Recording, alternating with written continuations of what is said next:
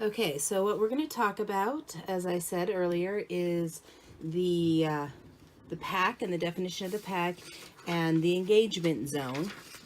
My daughter, Ender, that plays Junior Derby, is going to assist us by reading the definition of a pack for me.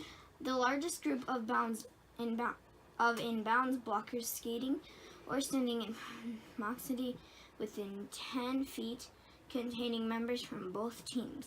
Jammers are independent of this definition. Okay, so with that being said, in our 10 feet area, because remember we talked about how that's 10, 10, 10, 10. In our 10 feet area, that the majority of the players, so we have all the blockers within a 10 feet area, which is the pack. Now, if the pack, as I talked about in the very first video, that we would discuss this later, that if a team starts in the front here,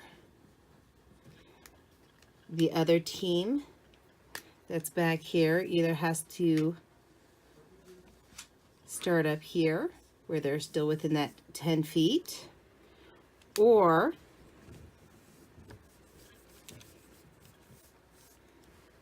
they can start up front here and they can field one skater here and then two skaters and three skaters here. Why this works, or one skater here. Actually, it'd be one skater here. This is the pack, but this pack, the three here, are still within the engagement zone. Ender, can you please read the definition of engagement zone? The zone which in blockers are in play and may legally engage and be engaged. The engagement zone extends from 20 feet behind the rearmost pack skater to 20 feet in front of the foremost pack skater between the inside and outside track boundaries. Okay, so exactly what that was saying. So this is the pack because they're within the 10 feet, but they're in the engagement zone here because they're within 20 feet of the last rearmost player. So they're still in the engagement zone, so the jammer, so they can engage with the jammer.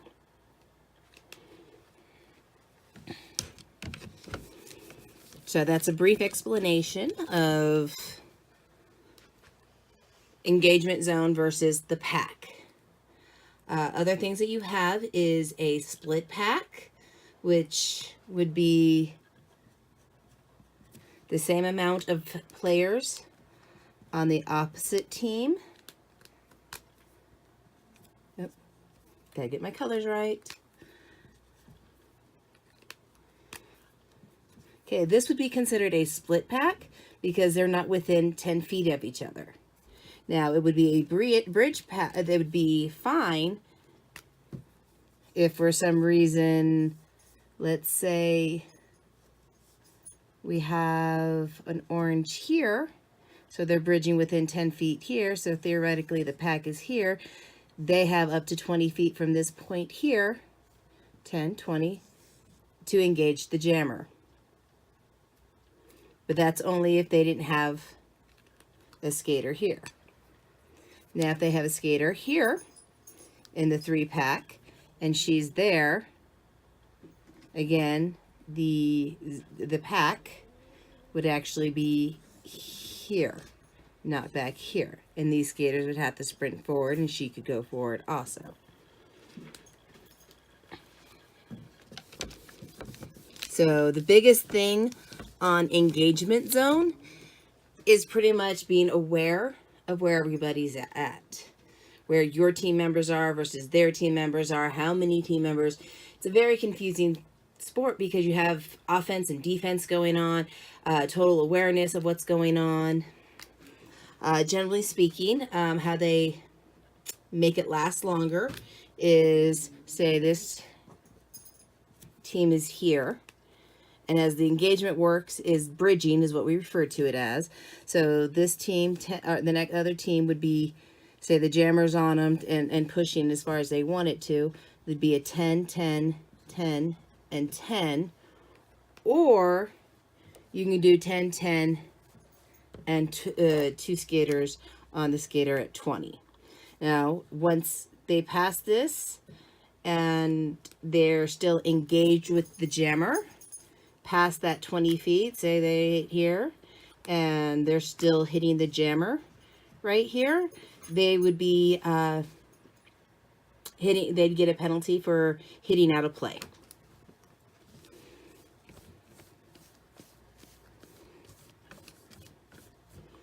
Same thing would apply if they did a backwards. The pack is here, and say somebody hit their jammer out, you have that 10, 10, 10, and 10. Or you can do 10, 10, 10, and 20. Generally, you don't. A lot of teams will do the 10, 10, 2 at that 10, and then the 1 at the 20. The jammer would come in here. Now, if this person's beyond here and they're out of play, and the jammer can come in front of that last blocker without being called on a cut. In further videos, we'll talk about cutting, so I don't want to go into great detail on that.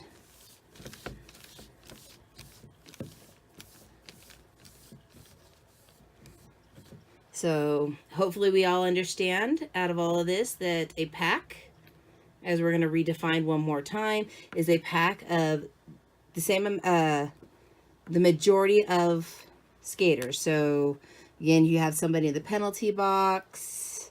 So we have blue in the penalty box. So we got 2 blue, 3 blue here. And they have what we call a goat. That's when, especially like a power play or whatever, it's referred to, at least in my area, called goating. That you would actually have one person and the blockers are holding that one person behind. With the other 2 skaters here, they're still obviously in play here. But if they have a power jam, say, so they're going to be put, the blue team would have a power jam, so the blue jammer is trying to get through. So, of course, the orange team is going to have to try to bridge. But if they have the teammate here, they're going to bridge, and then at the most they can do is here, 10 and 20, because the pack is right here. Anything past that would be out of play, and you'll get your penalty. The reason you do this is you have the pack at all times. Actually, there. So they'd have to bridge out from this point here, giving them less time, because if they didn't goat that one skater here, they would have the opportunity to go here, go another 10 feet, because the pack itself would be here versus here. Hopefully that makes a little bit more sense on exactly pack and engagement zone. Just remember that, you know, once they say no pack, you are required as a backpack to sprint up as fast as possible, and the front pack is to stay still and to stop. 1 foot past as soon as they say no pack and you move 1 foot forward, then you're getting a destruction call. If you don't move forward to try to reform that pack, then you're going to get a penalty to reform call. Let's see what else we need to possibly discuss to make this understandable for most people. We talked about split packs. We talked about bridging forward. We talked about bridging back.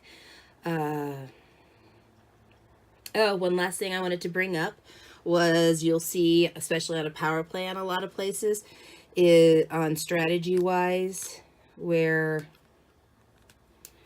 The jammer has a power play here, and their team is up here. They start the thing here, or even all four right here. And this team here will sprint forward and then stop as soon as the and this team has to get up here before they can hit the jammer. It's very confusing because the whistle blows. They will sprint within a few seconds. The jam ref will say no pack. When there's no pack, you cannot have contact with the jammer, so that allows their jammer to get through because they're not allowed to touch them. Ruling on that is that there is no established pack in the beginning of a game. So therefore, they're establishing the pack after the whistle starts, so they're able to do that and establish the pack. Because a destruction call is also when, oh, I should probably have gotten the definition for that one. A destruction call is when you're destroying, obviously, the pack. So basically, you cannot, in Derby, just randomly stop and expect the whole pack to stop with you. That would be a distraction, because once the pack has established a speed, that speed needs to be maintained. You can speed it up faster, you can slow it down slower, but you can't do an immediate abrupt stop or an immediate abrupt run. Except for in the beginning, because no pack has been established. Once the pack speed's been established, then you can't do that, and it becomes a destruction. Pack scenario, everybody's in pack, they're within the 10 feet of each other. Now the yellow team's going to go forward over 20 feet and cause a no pack scenario. So now you can see the dashes on the ground, there's a no pack. The ref is going to call a no pack. The back team is to sprint up as fast as possible, and as you see, the yellow team is staying still. Next thing we're going to do is a split pack. So can one person from the yellow team please go with the black team and the black team with the yellow team and split yourselves 10 feet apart, because you're still a pack until you're 10 feet. Once you're 10 feet, now you have a no pack scenario. No pack! Now we're going to pack these girls up again real fast, and we're going to show a forward bridging scenario. So if I can have a fake jammer come in here, push through the pack, and they're going to bridge. Yellow team is going to keep her. You got the one girl in 10 feet, one girl 10 feet, 10 feet. Oh, they're going to go for the full 20 feet. Once they're out of play, they have to release the jammer. Otherwise, the jammer the blocker that kept on with the jammer would get a destruction call, correct? Yeah. All right. The same thing on the bridging. Once you drop the jammer back, say she actually successfully dropped the jammer back. The jammer is going to go there. The yellow team is actually going to go back. And they're going to also do, again, 10 feet, 10 feet, 10 feet, and then the jammer has to go behind that last blocker and move forward. So these are some basic scenarios of what we were talking about during the video. Thanks. I want to thank Front Range Roller Dolls, Derby, for helping me out with these examples. Hi, this is Megan My Day, and on this video we're going to talk about the pack and the definition of the pack, bridging of the pack, all that kind of fun stuff. So here we go on our diagram. Let's turn this around.